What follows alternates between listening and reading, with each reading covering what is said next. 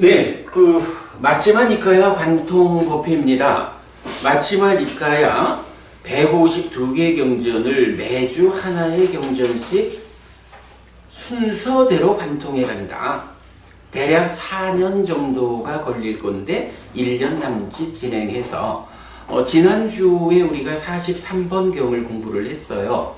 그런데 유독 42번 경이 41번 경하고 설해진 장소만 다르고 동일하기 때문에 42번 경은 따로 공부하지 않아도 된다 라는 것 때문에 42번 경 공부할 시간을 43번 경 교리문답의 큰 경이 워낙이 중요하고 어렵고 해서 2주에 걸쳐서 이 경을 공부하자라고 한 거죠. 자, 그래서 오늘 지난주 공부한 교리문답의 큰 경에 이어지는 공부 하겠습니다. 먼저 이야기를 할 때 아마도 교리문답의 큰 경은 워낙이 그 주제가 많기 때문에 2번 수업으로도 어려울 것 같다. 어쩌면 한 번 특강을 좀 더 해야 할지도 모르겠다라고 했는데 그거는 오늘 수업해보고 형편 봐서 의논하도록 하겠습니다. 자, 지난주에 교리문답의 큰 경의 첫 번째 주제를 보았죠. 자, 첫 번째 주제가 뭐였나요? 마하코티카 존자가 사리푸타 존자를 만나가지고 질문을 하죠. 사실은 당신이 몰라가지고 질문을 한다라는 것보다는 이 참 두 위대한 제자분들이 마하코티카 존자가 이렇게 쭉 질문의 형식으로 대화를 이끌어가는 거죠.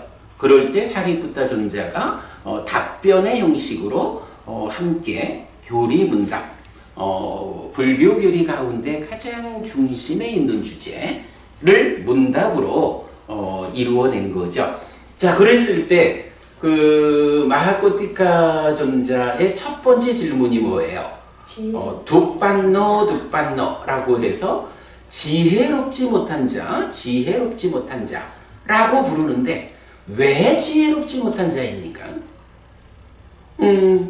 꿰뚫어 알지 못한다. 이렇게 돼 있죠? 그랬더니 다시 빤냐와라고 해서 지혜로운 자. 왜 지혜로운 자입니까? 라고 할 때 꿰뚫어 알기 때문이다. 이렇게 말하죠. 꿰뚫어 안다. 빠자나띠라고 해서 아는데 어떻게 합니까? 고멸도 사성제를 꿰뚫어 아는 요런 능력을 이제 빠자나띠 꿰뚫어 안다. 말하자면 지혜로서 안다. 요런 개념이죠. 이렇게 답을 하고는 이어가지고 이제 몇 가지 우리 삶을 구성하는 불교의 중심 용어 몇 가지에 대한 관련 주제를 말하죠. 그래서 처음에 식이라는 말을 하죠. 물론 이제 지혜가 먼저 나왔지만 식에 대한 이야기를 하면서 식하고 분리해서 말할 수 없는 것이 있다. 식과 연결된 것이다. 식이라는 마음하고 지혜라는 것, 이 두 개는 이건 따로 떼어서 말할 수 있는 게 아니에요. 연결된 거예요. 그래서 우리가 요 부분을 올챙이 개구리 되기라는 비유를 통해 가지고 참 잘 설명이 되었죠. 식이라고 하는 이 마음이 위자나띠라고 해서 아는데 어떻게 합니까? 분별해야 합니다. 인식한다. 요런 일을 하는 거죠. 식이라는 마음이. 그럴 때 지혜는 자나띠는 자나띠인데 빠자나띠라고 해서 아는데 어떻게 아느냐? 지혜로서 한다. 이런 개념이죠. 자, 식이 윈냐나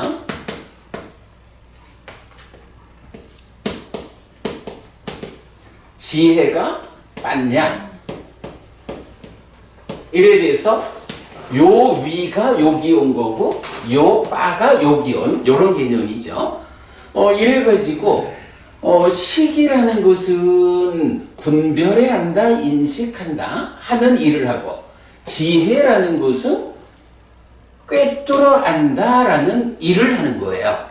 그런데 이 두 개가 마음은 여기 있고 지혜는 여기 있고 따로 있어가지고 구분해서 설명되는 어떤 지혜라는 것을 마음이 데리고 이런 개념이 아니라는 거죠. 구분해서 말할 수 없는 연결된 것이다. 다만 식은 분별해야 하는 것이고 지혜는 꿰뚫어 하는 것이다. 그런 가운데에 차이점, 그래도 차별을 말하죠. 어떤 차이가 있었죠? 박보부님, 그러니까 지혜하고 식하고는 어떤 차이가 있었나요? 지혜는 꿰뚫어. 그거보다 지혜는 닦아야 한다. 닦아줘야 하는 것이다. 그리고 식은 알려줘야 한다. 어떻게 알려줘야 돼? 완전히 알려줘야 한다. 이런 이야기가 차별로 나왔죠. 그래가지고 결국은 지혜라는, 사실은 지혜가 뭐냐 하면 마음이 올챙이의 몸통이 있다면 올챙이의 몸통 가운데에 그 삶의 과정을 통해서 뒷다리가 쑥 나오고 앞다리가 쏙 나오면서 꼬리가 퇴화하고 그때에 뒷다리로 버티고 서서 앞다리로 딱 땅을 밀으면 고개를 딱 드는 개구리가 되잖아. 올챙이는 그저 물속에서 꼬리로 헤엄치면서 물 밖을 볼 수 없는 그런 존재지만 이제 네 다리가 생겨나면서 꼬리가 퇴화해가지고 고개를 딱 쳐들면 개구리라고 불리면서 이제 개구리는 물 밖으로 나오고 또 세상을 고개를 쳐들고 세상을 보잖아.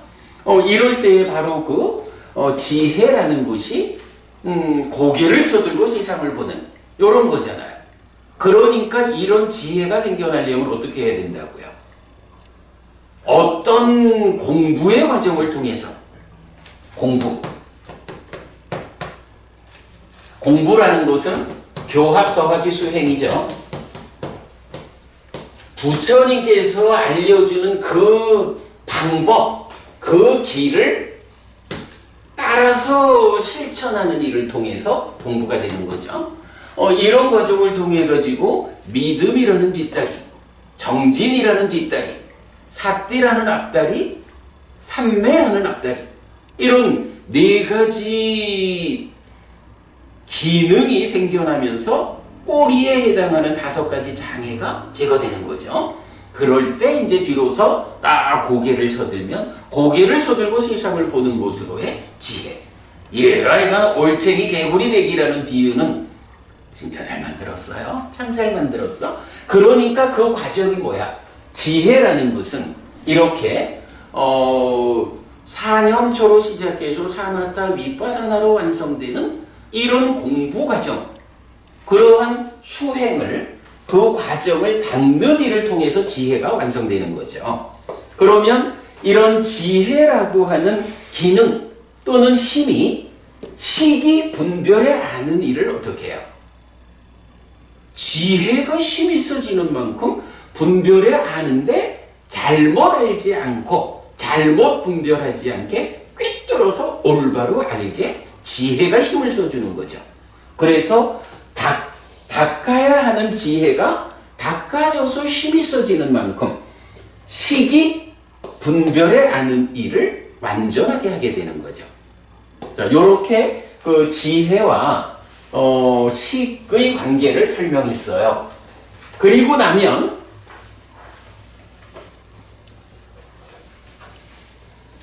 자, 경은 이어가지고 또 무엇을 말해줬나요? 지혜와 식이라고 하는 분리할 수 없는 연결된 세트 하나를 말하고 이어가지고 뭐가 나왔죠? 그렇죠. 식이 분별해 아는 일을 하는데 거기에 수라고 하는 개념이 나타났죠.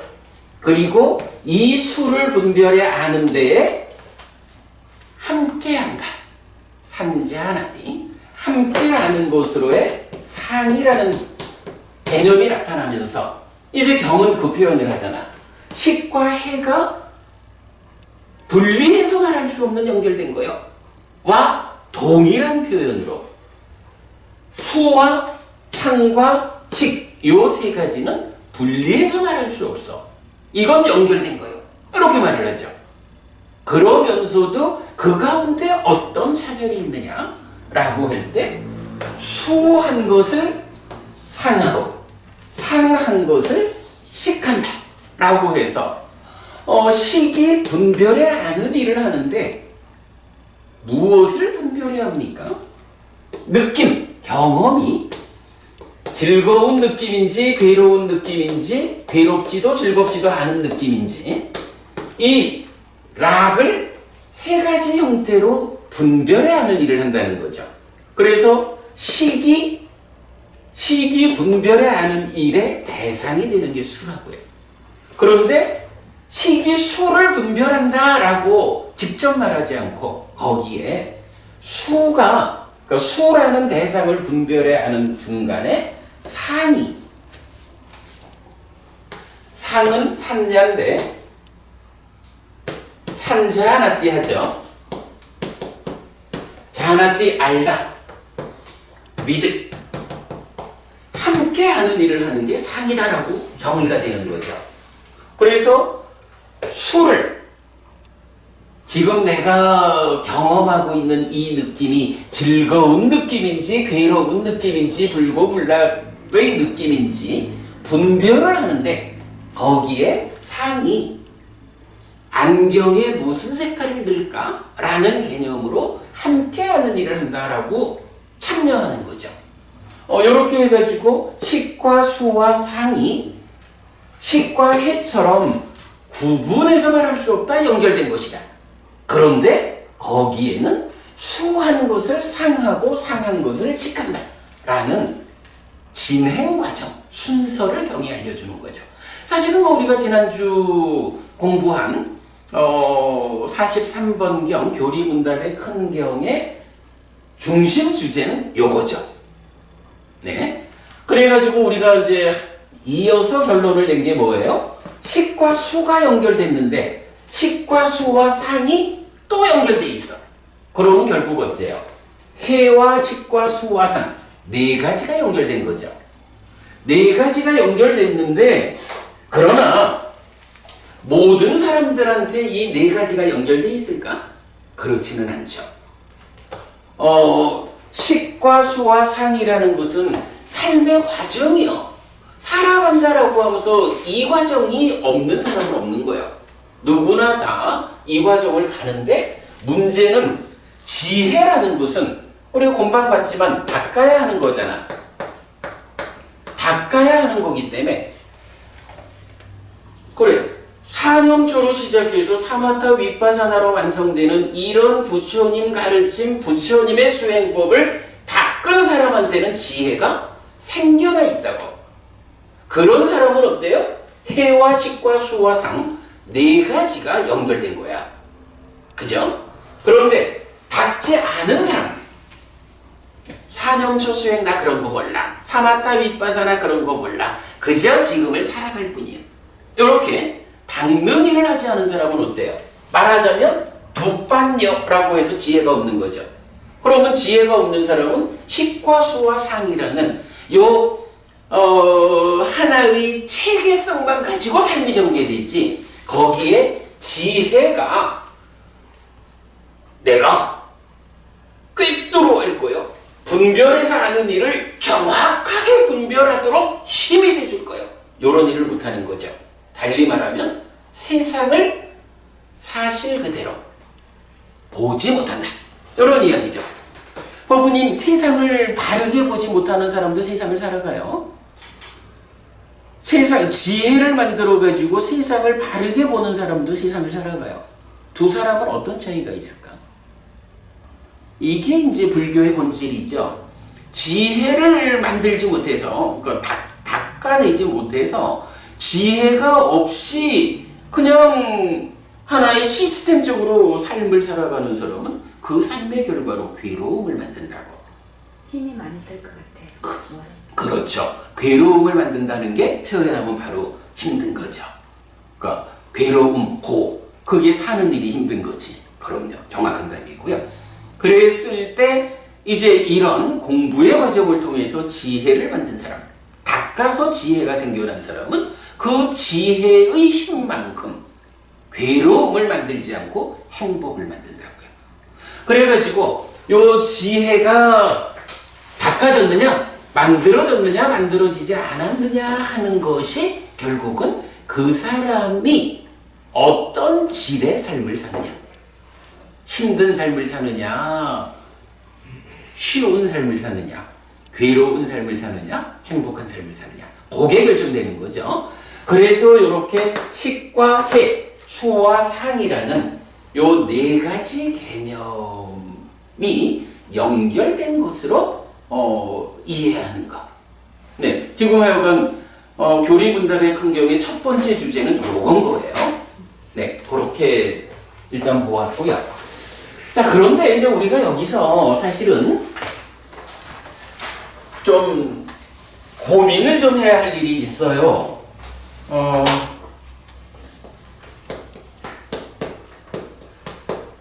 자, 해는 뭐 이건 기능이나 힘, 그러니까 좀 빼놓고 본다면 식하고 수하고 상, 이거는 뭐죠? 이거 불교 교리 중에 가장 중심에 있는 어떤 것의 일부잖아. 오온이라는 게 있잖아. 그죠? 오온이라는 게 뭐냐 하면 색수상행식이라고. 색수상행식 중에 수상식을 이렇게 말하고 있는 거야. 그런데 그러면 나머지 색이라는 거하고 행이라는 것은 어디 있을까? 그 부분을 좀 봐야겠죠. 자, 이럴 때 이제 우리가 앞선 공부를 통해서 알고 있는 이야기 최대한 활용을 해가지고 말을 해보자면, 박보부님, 이 식은 생겨나는 건가요? 원래 있는 건가요? 생겨나는 거죠. 생겨나는 거죠. 박보부님 생각이 이 식은 생겨나는 것 같아요? 원래 있는 것 같아요? 모르지? 저는 원래 있는 것 같아요. 원래 있는 것 같죠. 그런데 이제 그게 이제 뭐냐 하면 부처님 깨달음의 근본이 뭐냐? 부처님 깨달음은 그 근본에 무아라는 게 있다고. 무아라는 게 뭐냐 하면 세상에 존재하는 거는 다 아가 아니다. 아인 것은 아인 것은 없다. 이 얘기란 말이야. 이 아라고 하는 거는 표현하자면 변하지 않는 거야. 원래 있는 거. 본래 있는 거, 실체, 본질 이런 거잖아요.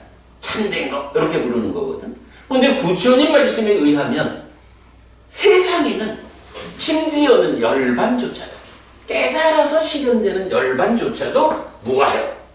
그러니까 제가 이 식이 생겨나는 건가요? 원래 있는 건가요? 라고 질문하는 것 자체는 우스운 거야. 왜냐하면 부처님 가르침에 의하면 생겨나지 않는 것은 없어. 이 세상에 어떤 거든 물질로 된 것이든 물질 아닌 것으로 된 것이든, 그죠? 생겨나지 않는 건 없어. 그러니까 이 식도 당연히 생겨나는 거야. 박보부님, 그럼 이 식은 어떻게 생겨나는 걸까? 인식작용. 그렇죠. 이제 우리가 뭐 삶을 설명하는 많은 경들, 또 연기 이렇게 보면 이 식이라는 거는 뭐냐라고 하면 안이비 설신의 육내입처가 있죠. 그리고 색, 성, 향, 미, 촉, 법, 육내입처가 있잖아요. 그럴 때의 경은 뭐라고 해요? 안과 색을 연하여, 안과 색을 연하여 안식이 생긴다. 이렇게 말하죠. 이와 성을 연하여 이식이 생긴다. 내지 의와 법을 연하여 의식이 생긴다. 이렇게 된다고. 그러니까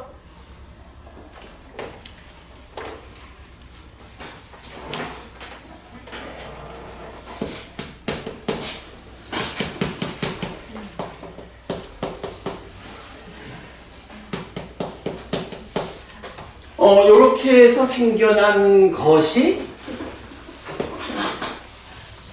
왜? 이게 내가 지금 말하고 있는 식이란 말이에요. 그리고 이 식은 해하고 연결된 거고, 이 식이 수를 락, 고, 불고불락으로 인식하는데 상이 참여한다. 이렇게 되는 거죠. 자, 그래서 이제 방금 제가 질문한 이 식이라는 것이 생겨나는 거라면 당연히 부처님이 더구나 딴 것도 아니고 내 마음이잖아. 이 마음이 어떻게 생겨나는 것일까? 이 부분을 부처님이 설명 안 했을 수는 없죠. 그래서 부처님의 설명이 뭐냐 하면 바로 안과 색을 연하여 안식이, 이와 성을 연하여 이식이, 내지 신과 촉을 연하여 신식, 의와 법을 연하여 의식이 생긴다 라고, 식은 이렇게 생겨난 것이다 라고 알려준다고요. 그러면 이제 이렇게 식이 생겨나면 이제 뭐 불교 교리는 뭐 이건 이 부분을 늘 빼놓지 않죠. 안과 색과 안식 이렇게 말할 때 요게 내입처, 육내입처라고 하죠. 요거 육외입처, 그리고 요게 육식이죠. 이렇게 내입처와 외입처와 식이 있는데 이 세 가지가 어떻다는 거죠?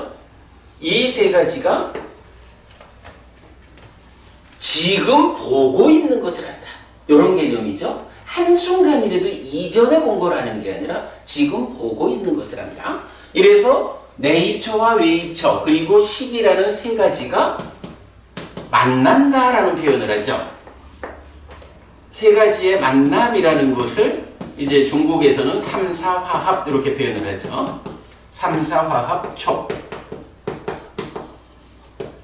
그리고 삼사화합 촉을 연하여 조건으로 해서 수가, 느낌이 생겨서 경험된다.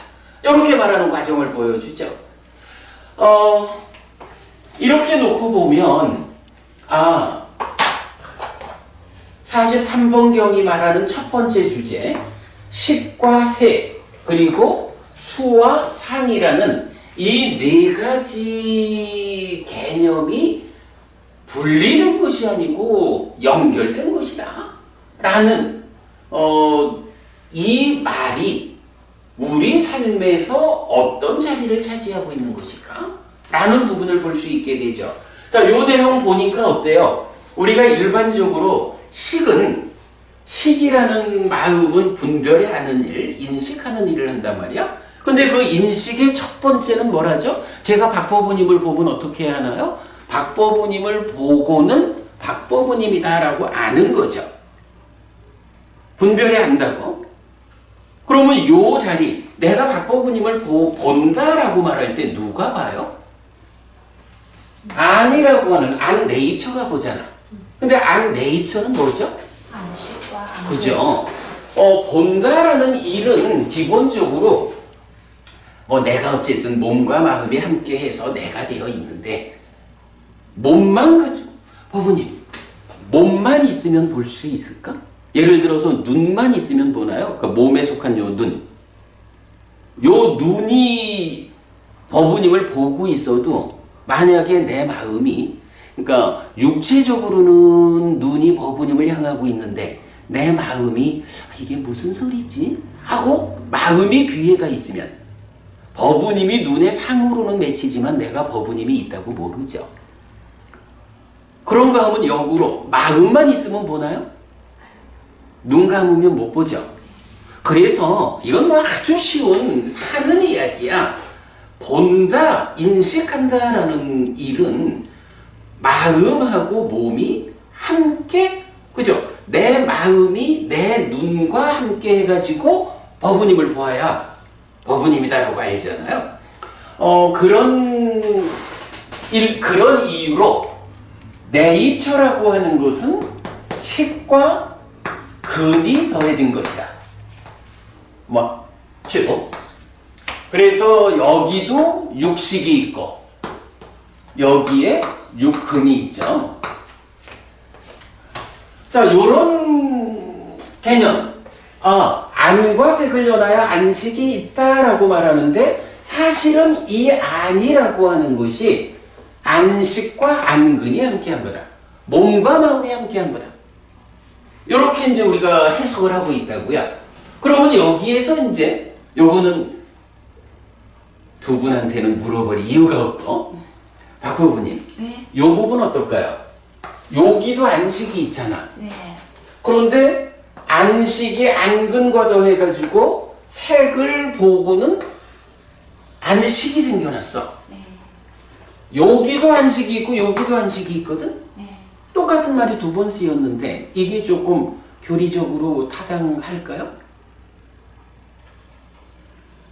그러면 뭔가 이게 타당하려면 여기 보는 자로의 안식하고 생겨난 거로의 안식하고가 다른 거래야 되겠죠. 그죠? 그래야 이 안식이 색을 보고 이 안식을 낳았다. 이렇게 말할 수가 있는 거야. 그래서 이제 여기에서 우리가 인식 주관이 되는 육내입처를 구성하는 안식, 요거는 식의 무덕이다. 우리가 오온이라고 말하면 색수상행식 이러지만 색온, 수온, 상온, 행온, 식온 이렇게 말하는 거잖아요. 그래서 보는 자리에 있는 식은 식의 무덕이 내가 지난 삶의 과정을 통해서 생겨나서 쌓여있는 식의 무덕이, 마음의 무덕이 이렇게 되는 거죠. 그런 식온이고 여기서 이제 지금 생겨나서 느낌을 인식하는 그런 두 번째 단계의 마음, 이런 차별을 보는 거예요. 이거 어려워서 한 번 들으면 잘 모를 거예요. 천천히 보고. 어쨌든 이제 이런 상황을 보면 여기서 우리가 한 가지 알 수 있는 게 있죠. 안식 쭉 나가는데 근이라는 거 보면 요 근이라는 거는 몸이잖아, 그죠? 이건 뭐 신체적인 눈이라고. 이게 안근, 이근, 비근, 설근, 신근 그리고 의근까지 해서 육근이 되거든. 근데 여기에서 보면 어때요? 색성향 미촉이라고 하는 거, 요거 세상을 구성하는 물질적인 거란 말이야. 육외입처. 요거 항상 복수로 쓰죠. 그래서 보면 육근 중에 안근부터 신근까지도 몸을 구성하는 물질이고 색성향 미촉도 요만큼도 세상을 구성하는 물질이야. 그래서 요거를 색 이렇게 쓰죠. 색이라는 물질의 영역이 여기 있는 거야. 그러면 우리가 이제 지금 알아보자라고 하는 식, 수, 상 이게 다 오온을 구성하는 세 가지인데 그러면 식하고 행이라는 두 가지가 더 있어야 색수상행식 오온이 완성된다고. 그럴 때 색이라는 거는 이렇게 내입처가 외입처를 인식하는 그 자리에서 마음과 함께 인식 주체가 되는 것으로의 안근 내지 신근이라는 몸의 역할, 이것이 물질이구나.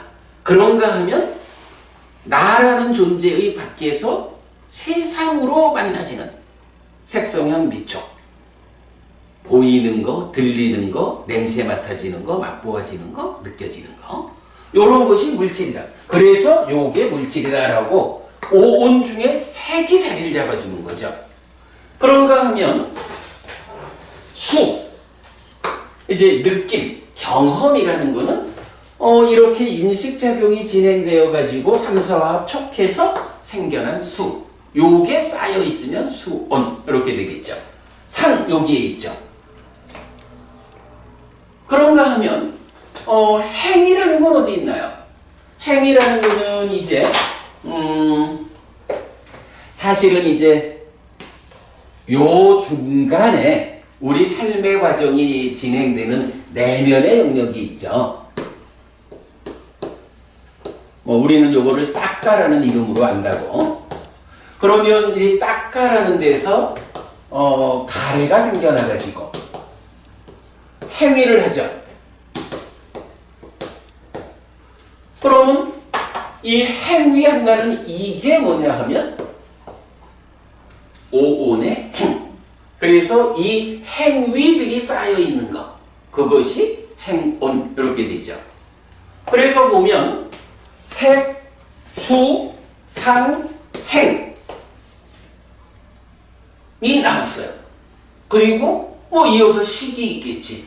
그러면 이 식은 어딨나? 라고 보니까 삶의 과정이 누적되어 있는 무더기로의 식도 있고 그 식이 지금 보이는 것들을 보고는 안다라고 하는 안식을 새끼쳤어. 이렇게 해서 안식, 식이 보는 주관으로서 있고 생겨난 것으로 있죠. 그런가 하면 생겨난 것이 다시 느낌을 보는 일을 한 거죠.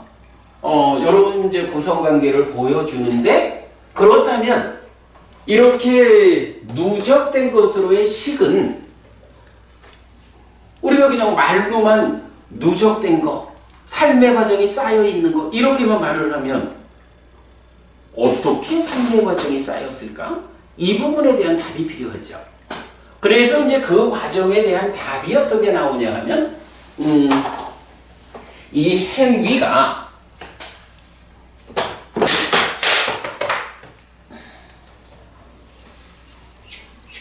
행위를 하게 되면 이제 두 가지 결과를 경이 말해주죠.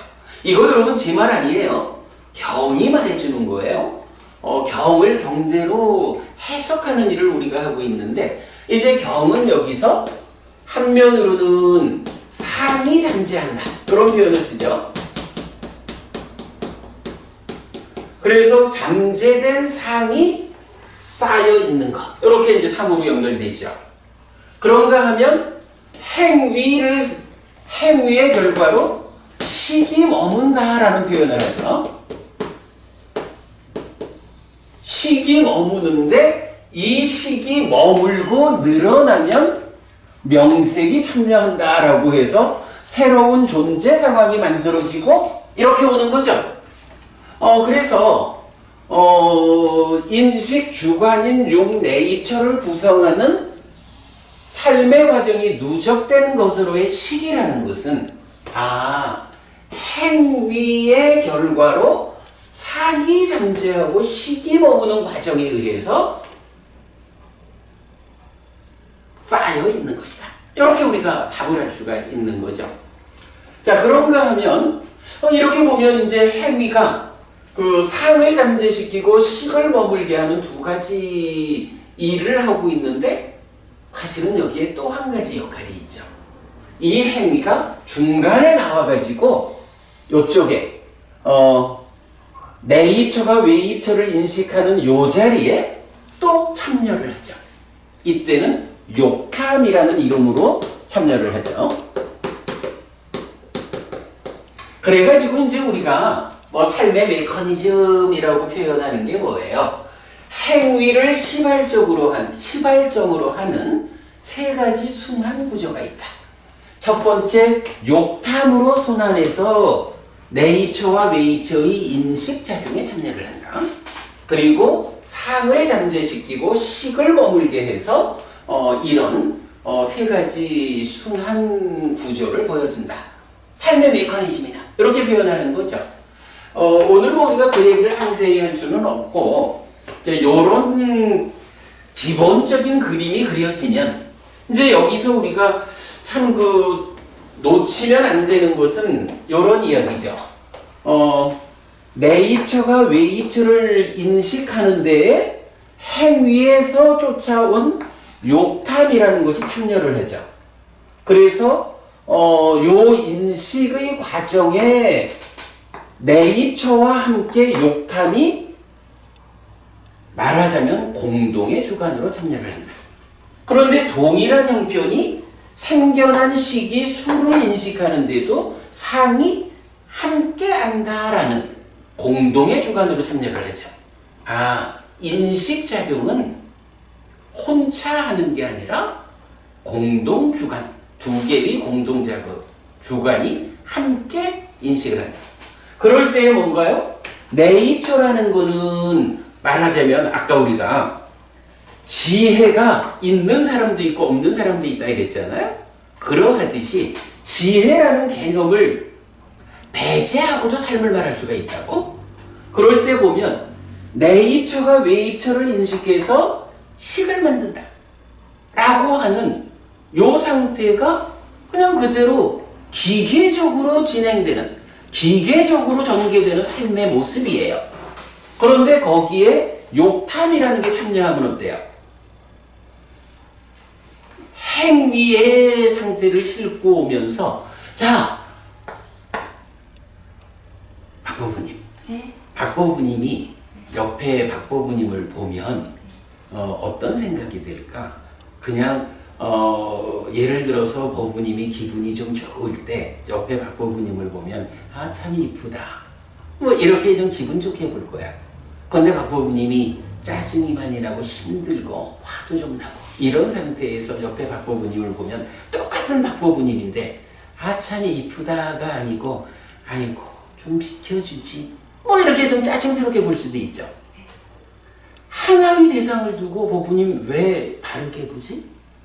분명히 버부님의 눈, 그러니까 버부님의 마음과 버부님의 몸이 함께 해가지고 보는 자가 되어서 본다고. 그런데 왜 똑같은 대상을 다르게 볼까? 그게 뭐냐 하면 이런 기계적인 보는 자 말고 보는 상태를 결정지는 제3의 요인이 있는 거야. 그게 뭐냐 하면 바로 욕탐이라고 하는 공동주관.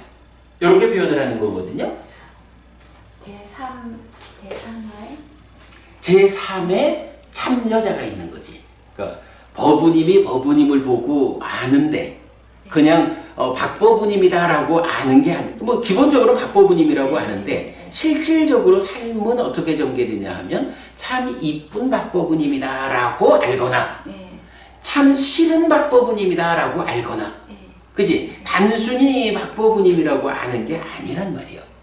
박버부님에 대해서 어떤 질적 요소가 가미되어 가지고 알잖아. 선생님 죄송한데 그럴 때는 우리의 거기에 본인 생각하는 본인의 번뇌가 들어가 있기 때문에 그런 거 아니에요. 바로 그거예요. 그 번뇌라고 하는 것이 여기서부터 출발해서 오는 거거든. 네, 욕탐이라는 말이 번뇌. 그래요. 그러니까 번뇌로부터 출발해가지고 전개되어 온 삶의 과정으로 욕탐이 있어요. 이 자체가 번뇌는 아니고 이제 그런 건 이제 뭐 나중에 보기로 하고 어쨌든 이제 그런 측면 때문에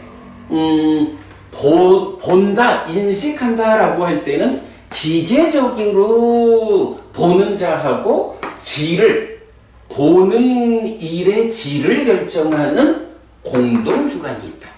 이런 측면인 거예요. 그리고 그것이 마찬가지로 생겨난 시기 수를 인식하는데도 상이라고 하는 공동주관, 사실은 요게 번뇌야. 지금 말씀하신 뒤에 보고. 이래서 시기 수를 기계적으로 인식해 아는 그 과정에 상이 함께한다. 공동주관으로 참여해서 수를 아는데 이게 즐거운 느낌이다라고 단적으로 알지 못하고 이 즐거운 느낌에 상에 의한 질적 변화를 얹어서 하는 이제 이런 부분. 그래서 인식작용에는 반드시 두 개의 공동주관이 하나의 객관을 인식한다. 두 개의 공동주관이 하나의 객관을 인식한다. 이런 특징을 말할 수가 있고, 자, 그런가 하면 이제 이 그림으로 보면 인식 자리가 두 개죠. 그래서 이 자리를 우리가 1차 인식이라고 이름을 붙였고, 여기를 2차 인식이라고 이름을 붙였죠. 자, 하여간 요 얘기까지만 좀 하고요. 자, 그러면 이제 우리가 보려고 하는 게 뭐냐 하면, 사실은 불교 안에서 가장 중요한 주제죠.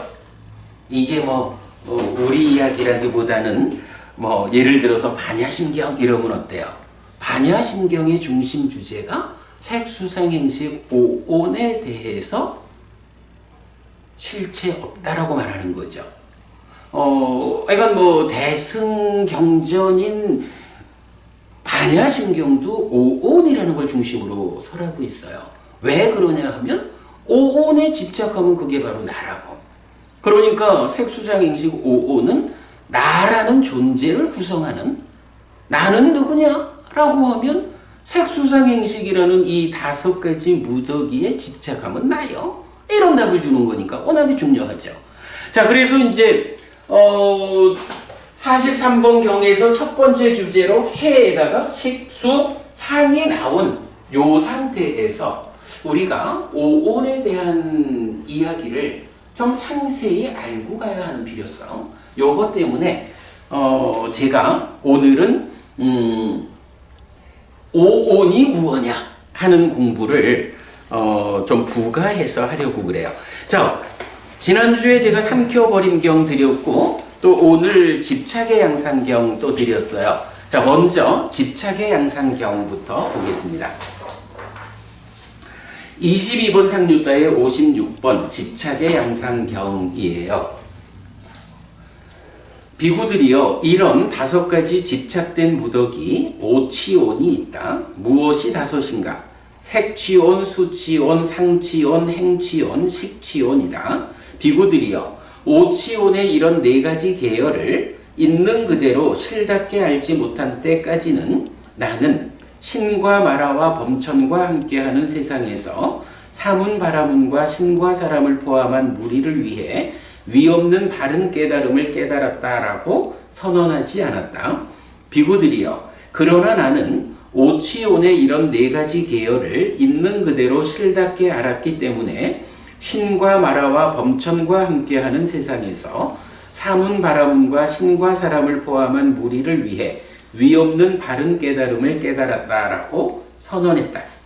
자, 하여간 부처님이 내가 깨달았다라고 말하는 데는 색수상행식 오온, 그 오온의 무더기, 이 무더기를 4가지 계열이라는 형태로 실답게 알게 되었기 때문에 그때 비로소 나는 깨달았다고 선언했어. 이렇게 말하는 거죠. 중요한 거는 색수상행식 오온이 있어.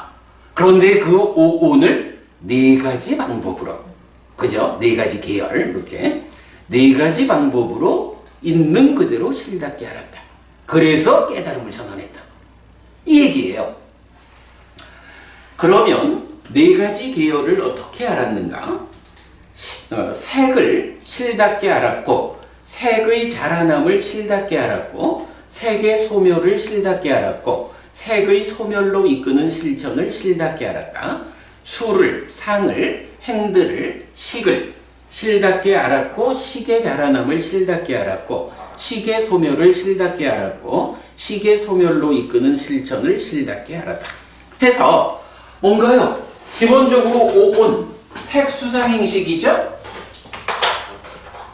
색이라는 것, 수라는 것, 상이라는 것, 행이라는 것, 식은 좀 많아. 식은 일단은 시작을 말할 수 없으니까 쌓여있는 거로부터 봐야죠. 이 네이처를 구성하는 육식, 식온과 그것에 의해서 생겨난 것으로의 육식, 그리고 그것이 삶의 과정을 거쳐서 머문 거로의 머문식. 식은 세 가지 형태의 식이 있어요. 이거 우리밖에 못 봤지. 이거는 경에 대해서 다른 시각을 얹으면 안 보이는 거야. 우리가 오직 경으로만 경을 푸니까 부처님이 설명하는 다양한 경들을 꿰어보니까 식이라고 나오는 것이 이렇게 누적된 것으로의 식이 있고, 그것이 외입처를 대상으로 새끼쯤 출산된 식이 있고, 그 출산된 식이 지금 삶의 과정을 살고서 머문 것으로의 식이 있다. 이런 세 가지 식을 구분해내지 못하면 사실은 12연기를 말할 수가 없다고. 이 부분 때문에 색은 여기 있고 수는 여기 있고 상은 여기 있고 행은 여기 있는데 식은 어디 나오나? 식은 하여간 세 자리를 구성하고 있어요. 그러나 이것이 동떨어진 세 자리는 아니죠. 다 그냥 삶의 과정으로 연결되어 있는 거예요. 지난 삶의 과정이 누적되어 있는 내 마음의 무더기 식온이 지금 몸과 함께 외입적 대상을 인식해가지고 새로운 식을 하나 새끼치고, 새끼쳐진 식이 지금 이 순간의 삶의 과정을 살고는 다시 삶의 질의 측면에서 욕계든 색계든 무색계든 중생 세상에 머무는 거죠. 그래서 중생 세상에 머문 식이 앞의 순간까지 누적되어 있는 식의 무더기에 어떻게 해요? 더해져서 쌓이죠. 그러면 식의 무더기가 하나가 더해지는 만큼 늘어나는 거죠. 그래서 경은 식이 머물고 늘어나면 명색이 참여한다 라고 해서 새로운 존재의 형성. 12연기로는 이게 유죠. 이런 부분을 설명해 주죠. 그래서 하여간 색, 수, 상, 행식, 오오는 이렇게 메커니즘적으로 구려지는 삶의 과정에서 자리를 하고 있어요. 자, 이렇게 이제 일단 보았어요. 그런데 이제 이렇게 말해지는 색, 수, 상, 행식, 오온을 놓고 부처님은 깨달았다라고 선언하실 때 어떻게 되는 거야? 네 가지 계열로 색, 수, 상, 행식, 오온을 다 네 가지 계열로 있는 그대로 실답게 알았을 때 깨달음을 선언했다는 거죠. 근데 여기서 네 가지 계열이라는 게 뭐냐 하면 색, 수, 상, 행식, 오온에 대해서 색을 실답게 알았고, 자라남을 실답게 알았고, 소멸을 실답게 알았고, 소멸로 이끄는 실천을 실답게 알았다. 근데 이거 어떤 형태를 보여주는 거죠? 사성제. 그죠? 사성제가 뭐야? 색수상행식 오온 대신에 괴로움이다.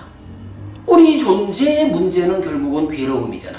박보근님 아까 우리가 괴로울까 말까 이런 얘기 했었죠? 네. 결국은 부처님이 부처가 되는 이유가 뭐냐 하면 부처가 되기 이전에는 어떤 형태로든 괴로움이 있다라는 거거든. 그래서 모든 것의 근본되는 문제는 괴로움이야. 그래서 이제 사성제라고 하는 진리가 괴로움이 있다. 괴로움을 실답게 하는 거야. 거기에 이 괴로움이 어떻게 생겨나서 자라나는 것일까? 고집.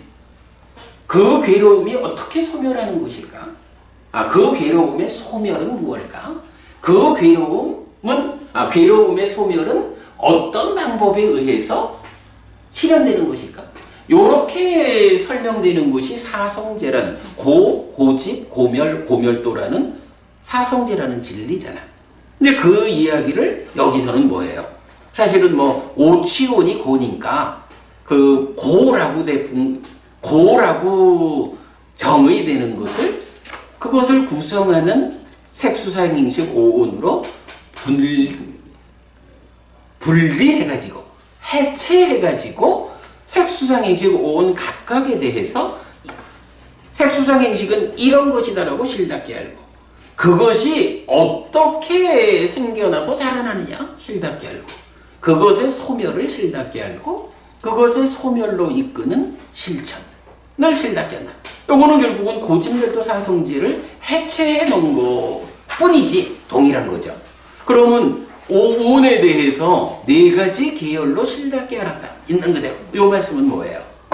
결국은 고집멸도 사성제라는 이 방식, 이 진리라는 방식 그대로를 고를 해체해서 오온으로, 그래서 해체된 각각에 대해서. 근데 사실 그럴 수밖에 없어요. 색수상행식 오온이라는 해체된 각각에 대해서 이렇게 알지 못하고는 그것이 뭉쳐져 있는 것으로의 괴로움의 고집멸도를 알 수가 없잖아. 그죠? 이제 그렇게 지금 집착의 양상경은 설명하고 있는 거예요. 자, 이렇게 이제 이 경은 부처님은 이렇게 깨달음을 선언했다 라는 거를 말하고 네 가지 계열에 대해 설명을 했어요. 자, 그리고 이제 넘어가면 이제부터 이 격이 가지는 중요성이 나와요. 색수성행식 오온은 저기 오늘 오신 박부분이 색수성행식 오온이 하여간 우리 좀 전에 반야심경도 이렇게 인용을 해봤지만 어쨌든 이게 가장 중요하잖아. 근데 색수성행식 오온이 구체적으로 무언지 좀 잘 공부하셨나요? 아니요. 잘 모르는구나. 하기는 조금 해도 제가 설명할 수는 지금 없어요. 그래, 그거를 정확하게 안다라고 말할 수가 없는 거죠. 정확하게 그러면 우리가 이제 말로 하자면 오취연, 오온에 대한 집착 상태가 나라고. 그런데 오온에 대해서 정확하게 모른다라는 것은 말하자면 정확하게 모르는 것에 집착한 게 나요 라고 말하니까 나 자신을 정확히 모른다 이런 얘기가 되죠. 그러면 문제는 우리가 괴로움을 소멸하고 행복해야겠다 라고 말하는데 내가 괴롭지 않고 행복해야겠는데 내가 나를 몰라. 그러면 나 스스로 모르는 나의 괴로움을 소멸시키고 행복해질 수가 없잖아.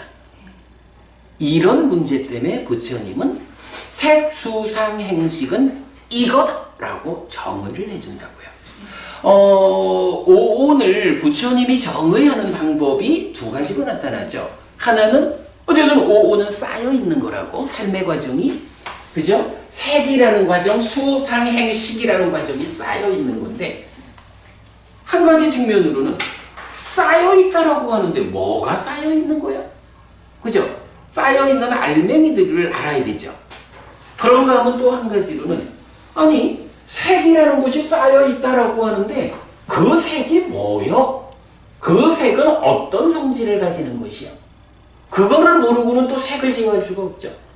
그래서 색수상행식 오온 각각에 대해서 어떤 것이 쌓여 있느냐라고 정의되어야 하고요. 또 하나는 왜 색이라 하고 왜 수라 하고, 그러니까 왜 색수상행식 오온이냐, 색수상행식 오온은 어떤 성질을 가지고 있느냐, 이 두 가지 면을 다 알아야 오온을 알았다 하고 그 오온에 집착된 것인 나의 괴로움이라는 문제를 해결할 수 있겠죠. 이래가지고 이제 오늘 우리가 보고 있는 집착의 양상경이라는 이 경에서는 오온이 어떤 것이 쌓여 있느냐, 몸통이 뭐냐, 이거를 정의해 주죠. 그런가 하면 이제 이어서 보게 될 삼켜버림경, 이 경에서는 왜 색이라고 하지? 왜 색수상행식 오온이라고 하지? 하는 오온의 성질을 정의해 주죠. 요 두 가지 측면에서 우리가 이해를 하면 이제는 뭐 어디 가서든 누구를 만나서든 뭐 한국 안에서니까 뭐 많은 사람들이 만나면 반야심경 얘기를 하겠죠. 아, 색수상행식 오온이 공하다고 말하는데 오온이 뭔지 아슈? 라고 물으면 대답하기가 어려워요. 하지만 이렇게 이 두 개의 경을 공부하면, 그리고 단지 두 개의 경을 보는 게 아니라 이렇게 삶이 이렇게 전개되는 것이라고 이해된 위에서 요 인식 과정에 존재하고 있는 색, 그것이 삼사합 촉해서 수, 상이 공동주관으로 참여하고 행위, 뭐 이렇게 삶을 이해하는 위에서 요 자리를 차지하는 색은 어떤 것이 쌓여 있고 어떤 성질을 가졌을까? 요 자리를 차지하는 수는 어떤 것이 쌓여 있고 어떤 성질을 가졌을까? 이렇게 알 수 있다면 이제 뭐 이 세상 누구를 만나도 오온, 나는 오온을 알아.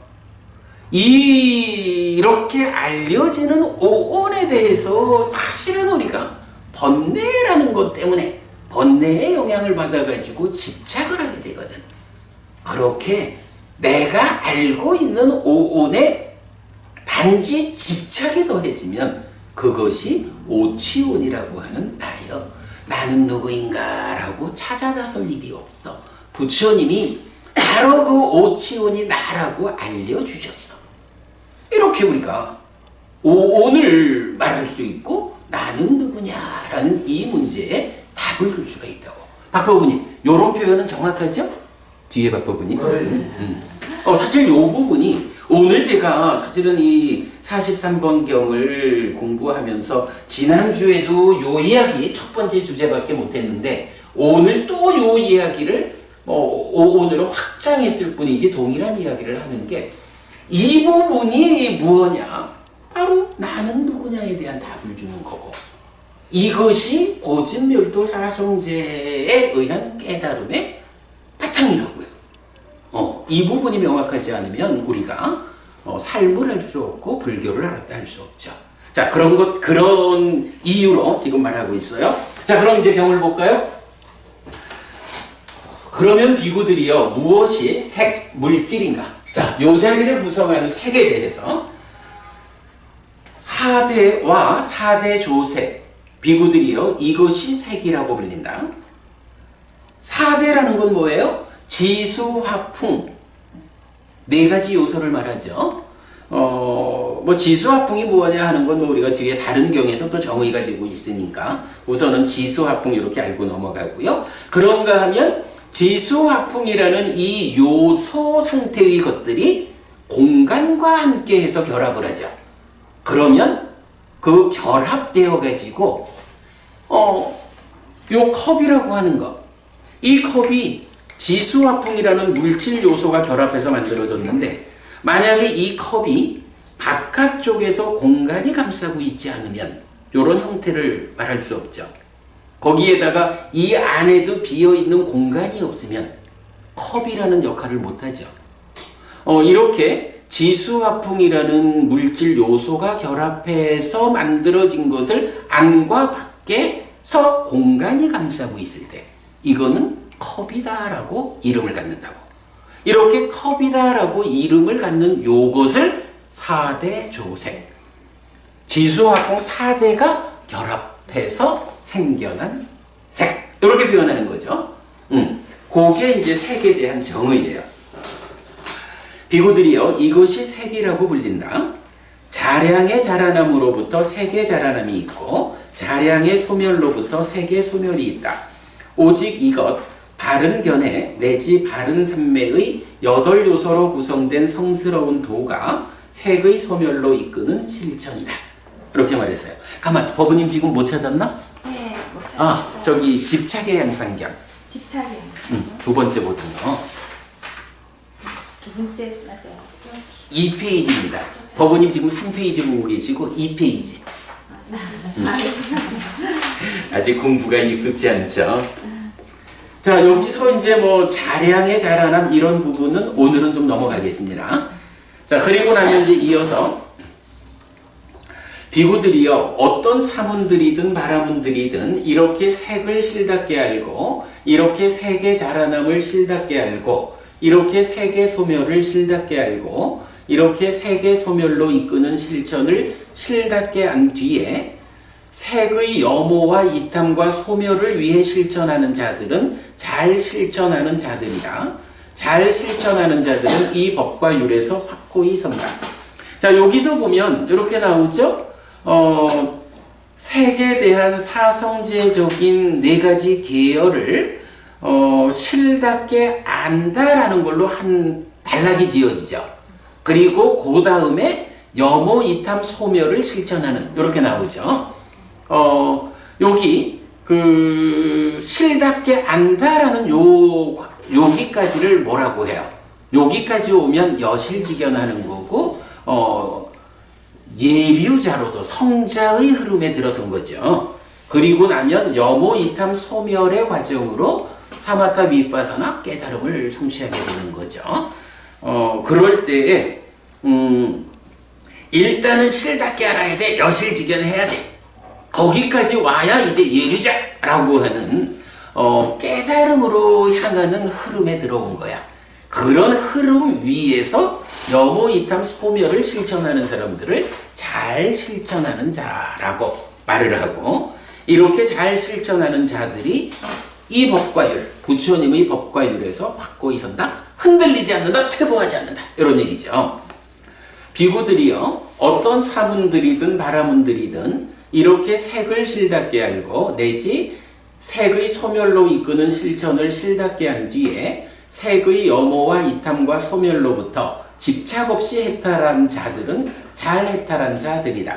잘 해탈한 자들은 완전히 성취한 아라한이고, 완전히 성취한 아라한들에게 윤회의 선언은 없다. 자, 앞에는 일단 실답게 알아서 여실직연했어.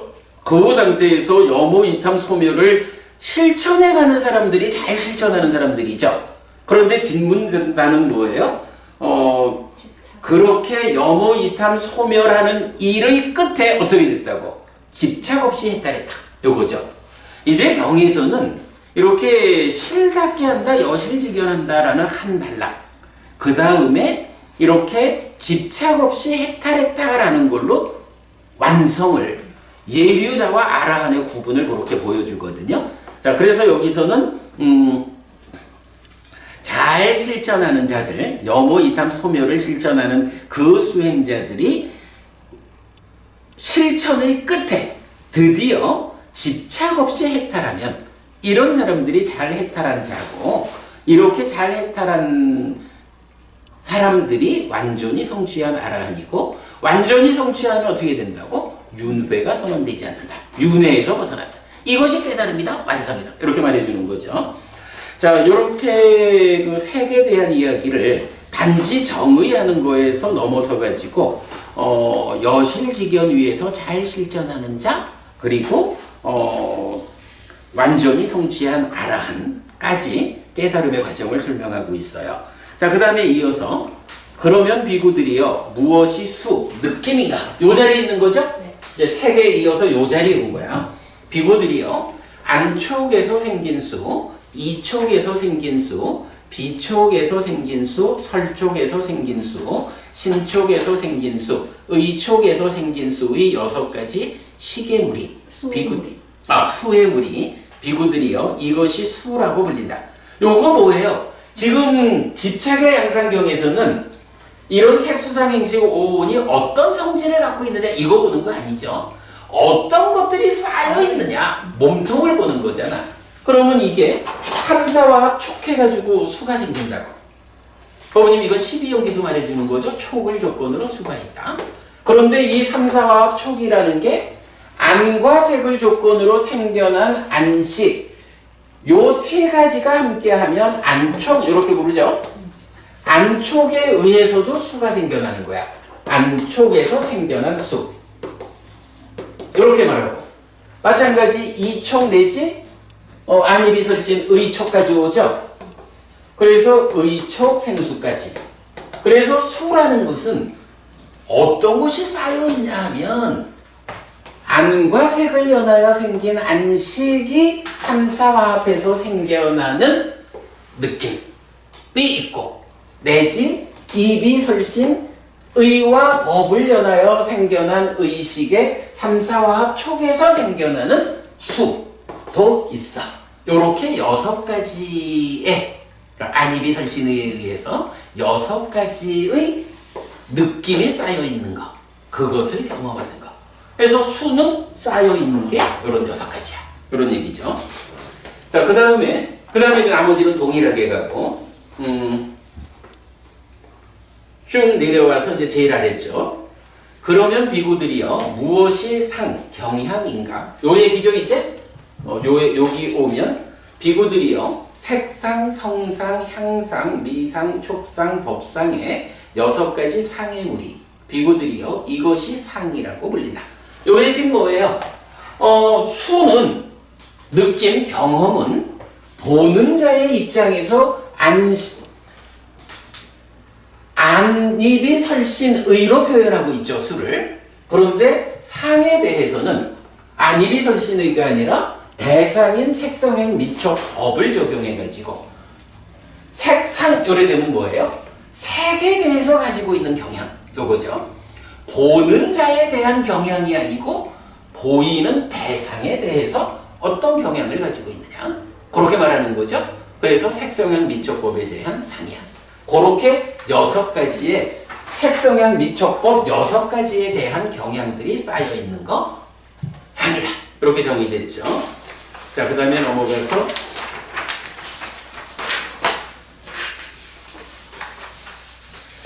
그러면 비구들이요 무엇이 행들인가 해서 행, 형성작용 행위라고 하지만 행위는 그 결과로 상을 잠재시킨다.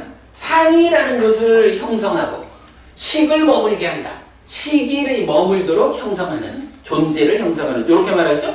그래서 행은 형성작용이야. 비구들이요 색사, 성사, 향사, 미사, 촉사, 법사의 6가지 사, 의도의 무리가 있다. 비구들이요 이것이 행들이라고 불린다. 그래가지고 우리가 주목해야 되는 것은 이 행이라는 것이 무엇입니까? 라고 하니까 색성향 미촉법에 대해서 색에 대한 의도, 그러니까 이 의도라고 하는 말로 행을 정의하고 있는 거예요. 그래서 오온의 행은 색에 대한 의도 내지 법에 대한 의도가 쌓여 있는 것이다. 이렇게 정의가 되고 있어요. 요 정의는 놓치면 안 되죠. 법원이 왜 요 정의를 놓치면 안 되지? 나중에 명색에 대한 이야기를 할 때 명색에서 이쪽에 이제 명색에서 명이 어떻게 정의가 돼요? 수상사촉작의 이럴 때 그 사가 바로 요거라고. 그래서 수상사라고 말하는 게 수상행을 말한다 라는 부분을 우리가 알아야 하죠. 그래서 요거 놓치고는 안 되고요. 이제 나머지 똑같고 어쨌든 행이라는 것은 색성향 미촉법에 대한 의도가 쌓여 있는 거야. 네, 그렇고요. 넘어가서 5페이지. 그러면 비구들이여 무엇이 식인가? 비구들이여 안식, 이식, 비식, 설식, 신식, 의식에 6가지 식의 무리가 있다. 비구들이여 이것이 식이라고 불린다. 라고 해서 동일한 과정으로 가는데 명색과 연결되는 이 부분은 우리가 뒤에 보기로 하고요. 그래서 식이라고 하는 게 여기도 보면 이렇죠? 안식, 이식, 비식, 설식, 신식, 의식 이렇게 되죠? 요것이 인식을 하면 생겨나는 것도 안식, 이식, 비식, 설식, 신식, 의식 이렇게 생겨나죠? 그리고 이것이 한순간 삶을 살면 머무는데도 안식에서 생겨난 안식이 한순간 살고 머물면 안식이 머물고 내지 의식이 머물죠. 이렇게 식이라고 하는 것은 안입이 설신의 안식 내지 의식의 6가지 형태를 가지고 있다. 요 6가지가 쌓여 있는 게 식이다. 이렇게 말하죠. 나머지는 똑같아요.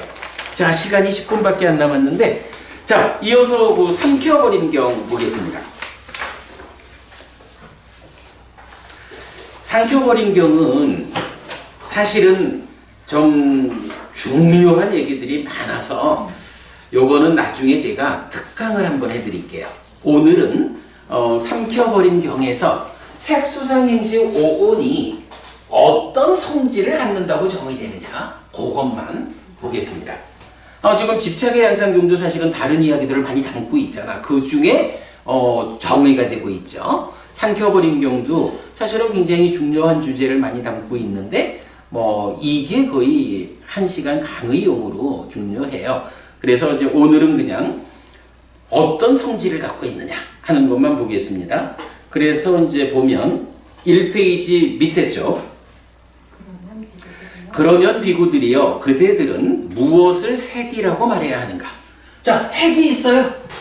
이 색이라는 것은 사대와 사대조색이라는 몸통이 있는데 왜 그거를 색이라고 부를까? 요 얘기죠.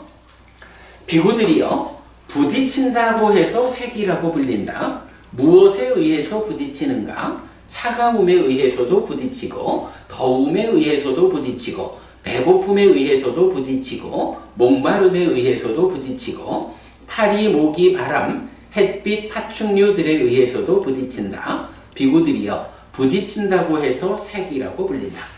자, 부딪힌다라고 표현을 했는데 부딪히려면 왜 부딪히죠? 자리를 차지하면서. 그래, 이렇게 빈 공간을 가면서는 안 부딪히잖아. 가다가 무언가 자리를 차지하고 있는 게 있으면 부딪히잖아. 그죠? 이래서 그러니까 말하자면 색, 물질이라고 하는 거는 기본적인 성질이 뭐냐 하면 이 공간 안에 어떤 그러니까 공간의 일부를 차지하고 있는 거예요. 보부님, 해피스님 있잖아요. 해피스님의 몸뚱아리는 일단 색이죠. 뭐 몸뚱아리와 함께하는 마음은 안 보이니까. 해피스님의 몸뚱아리가 있는데 이 몸뚱아리가 말하자면 이 공간 가운데 요만큼을 차지하고 있죠. 박보부님이 눈 감고 이래 가다가 햇빛스님이 공간을 차지하고 있는 거를 눈 감아서 못 보면 어떻게 해요? 공간을 차지하고 있기 때문에 와서 부딪히겠죠.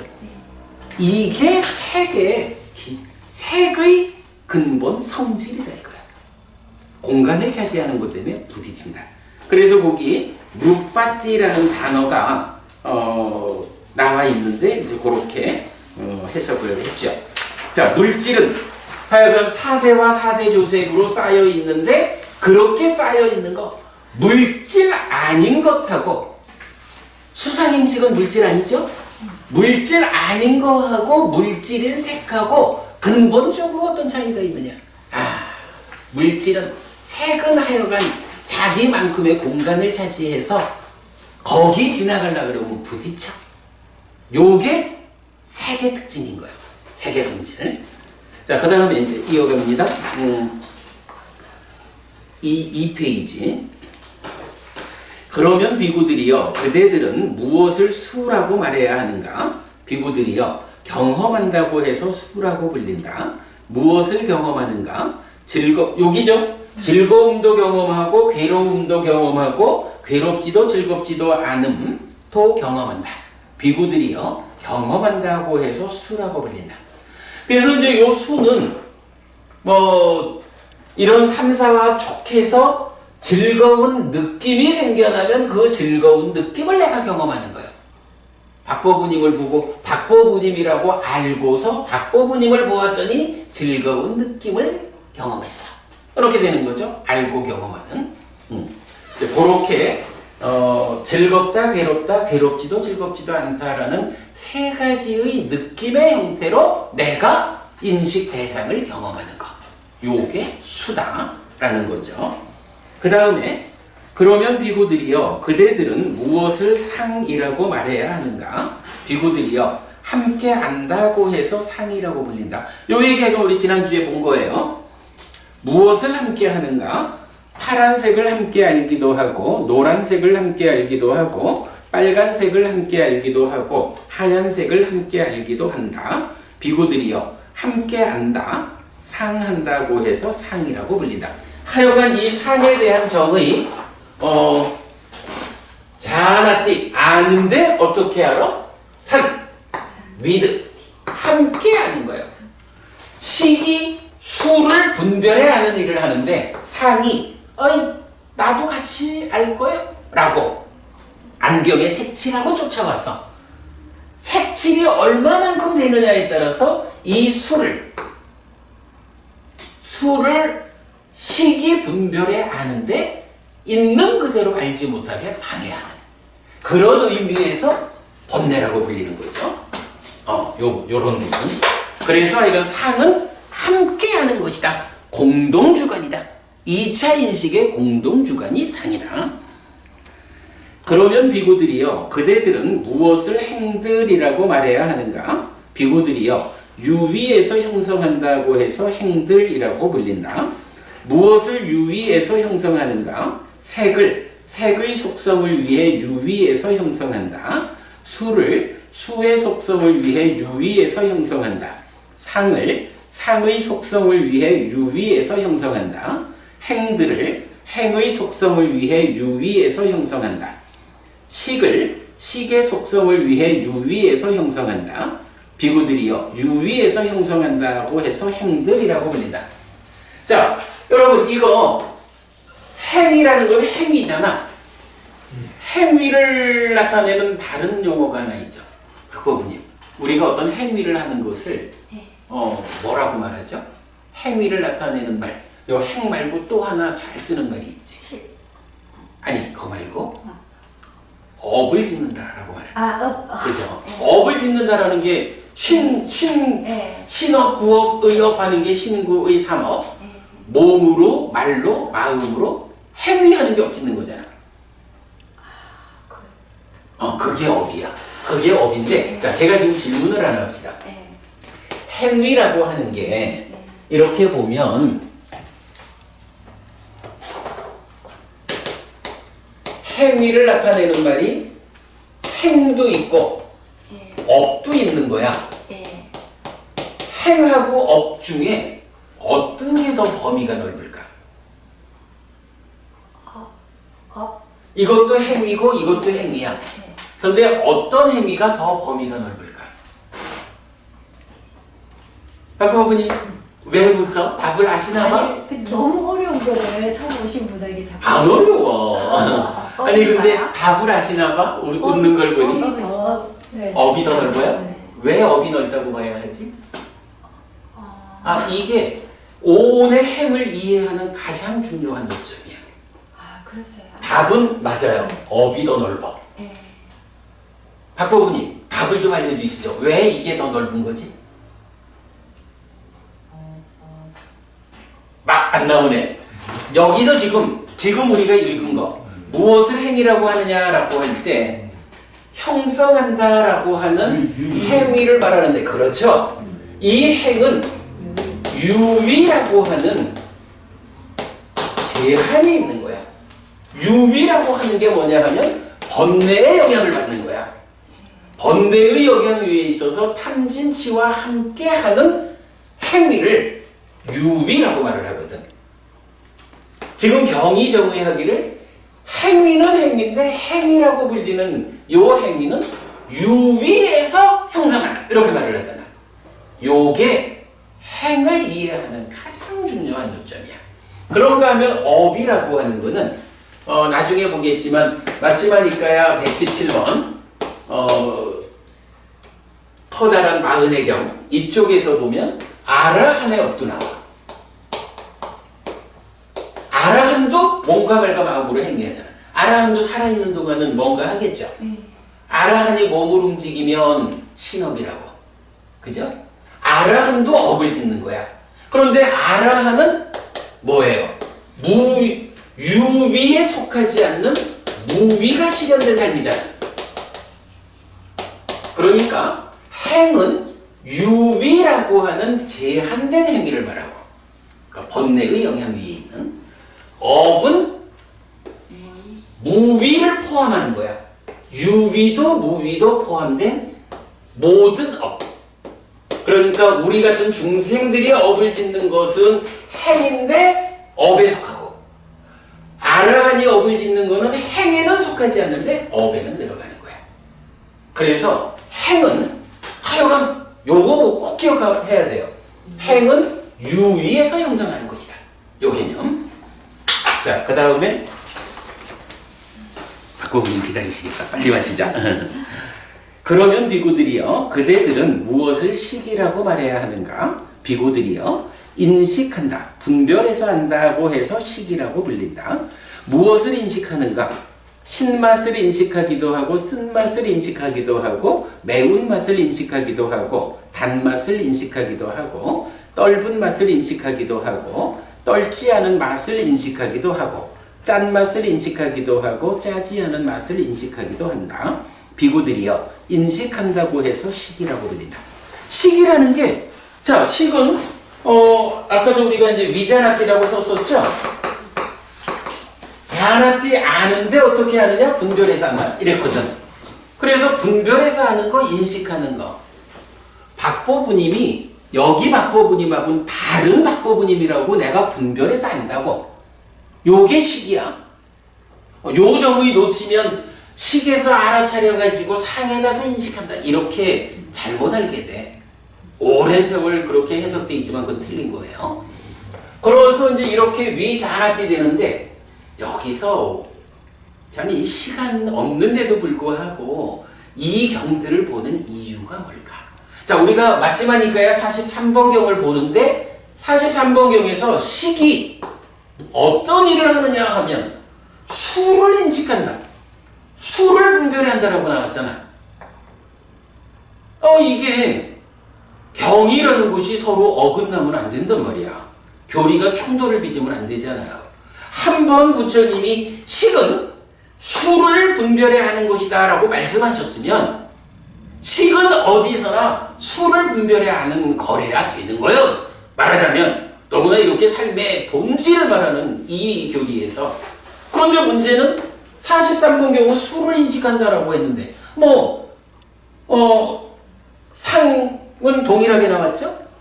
그런데 문제는 지금 이 경, 삼켜버린 경을 보니까 식을 말하면서 이 식이 맛을 인식한대. 맛이라는 건 어디 있어요? 색성향 미촉 여기 있는 거지. 그러니까 삼켜버린 경이 말하는 식은 인식한다. 분별해야 하는데 무엇을 분별해야 하느냐 하면 맛을 포함한 육외입처를 분별해야 하는 거야. 식이라고, 그러니까 하나의 식을 정의하는데 43번 경에서는 수를 분별해서 한다. 그런데 삼켜버린 경에서는 육외입처를 분별해서 한다. 이렇게 말을 하는 거야.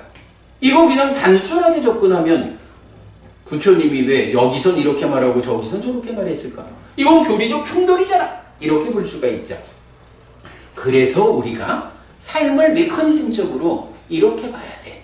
삶을 메커니즘적으로 이렇게 이해할 수 있으면 지금 삼켜버린 경은 무덕이라는 입장에서 오온에 속하는 지난 삶에 쌓여있는 것으로의 내입처를 구성하는 식이야. 이거는 외입처를 분별해서 식을 만들어. 그죠?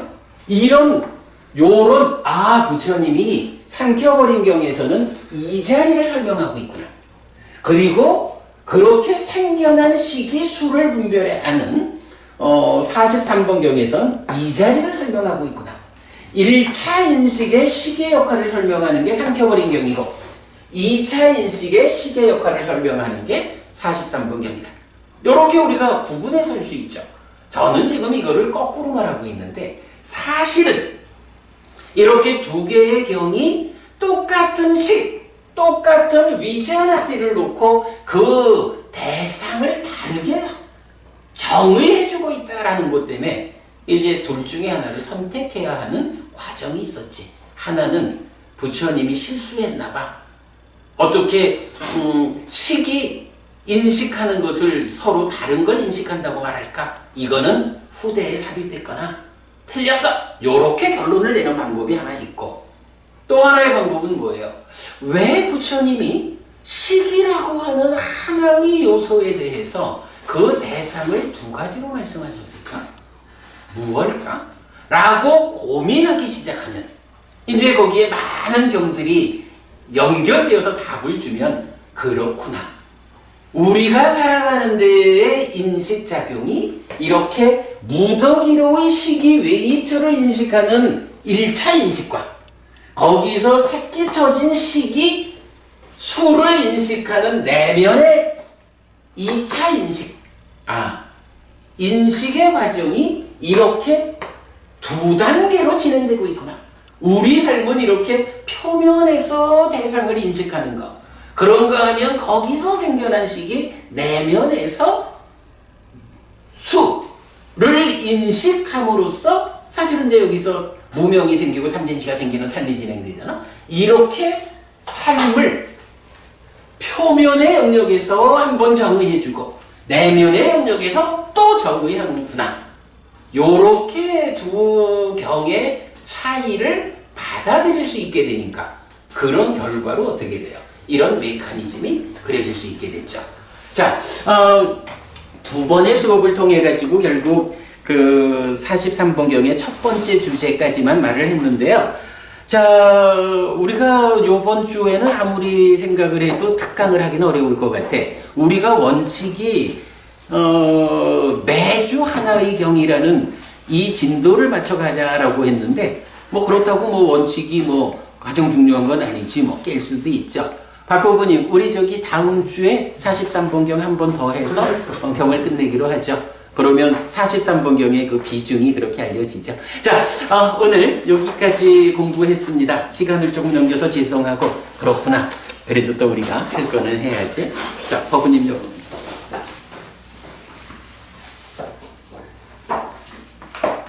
법부님 제가 빨리어로 읽으면 법부님들은 우리말로 읽으면 됩니다.